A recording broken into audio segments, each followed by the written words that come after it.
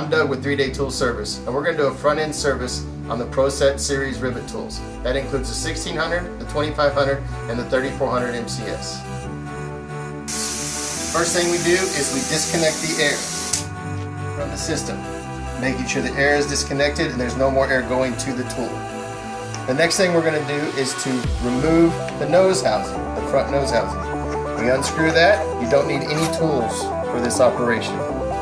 The next thing we're going to do is turn back the jaw guide lock and unscrew the jaw guide which houses the jaws, jaw pusher spring, and jaw pusher.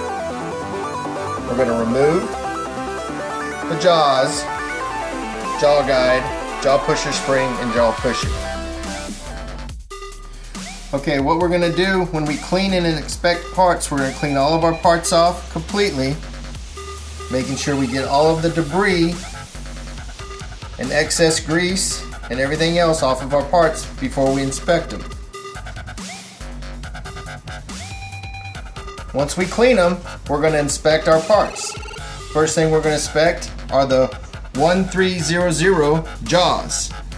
This is a 3-piece jaw system, and they have serrated edges right here. What you want to do with the serrated edges is inspect and make sure there's no flat portion in the middle of the jaws.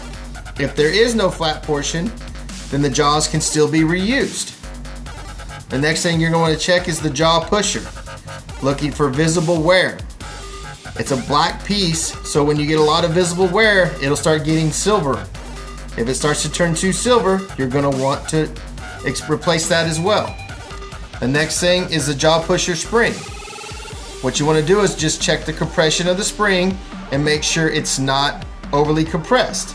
The best thing to do is to pull another spring out by it and just measure the springs. If a new spring is bigger, then I'd say replace the spring at that point. The next thing you want to check is the jaw guide.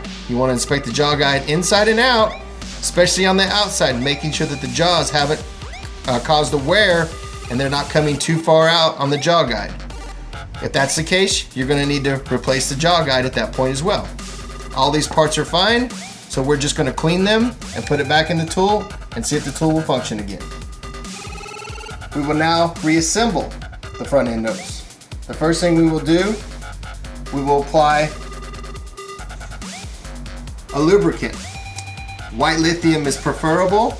We're going to put it to the inside of the jaw guide, like that, and on the outside of the jaws. Just a little on each one. What this does, it allows for free movement and easy pulling of the jaws. Next, we will place the jaws, 3-piece jaws, back inside, making sure all 3 serrated edges in all come to a complete triangle formation. Next, we'll put the spring back in, the jaw pusher.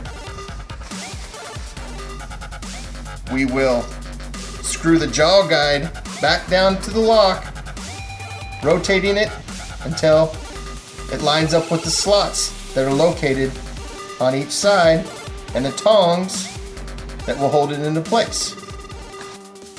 After we reassemble the jaw guide and the assembly, we want to put the front nose housing about 1 inch to 1/2 inch inside the PRG 510-130 jaw loop.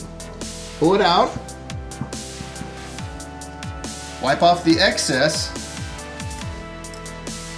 reassemble the nose housing, fully secure, don't over tighten, just till it's snug.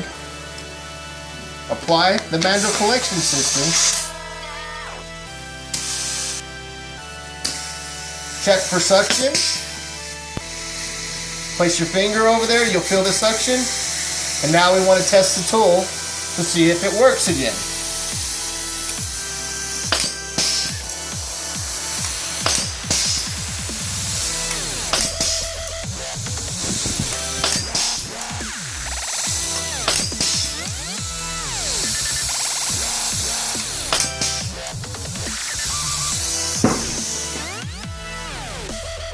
And that's how you do the front end service on the Proset Series riveting tools.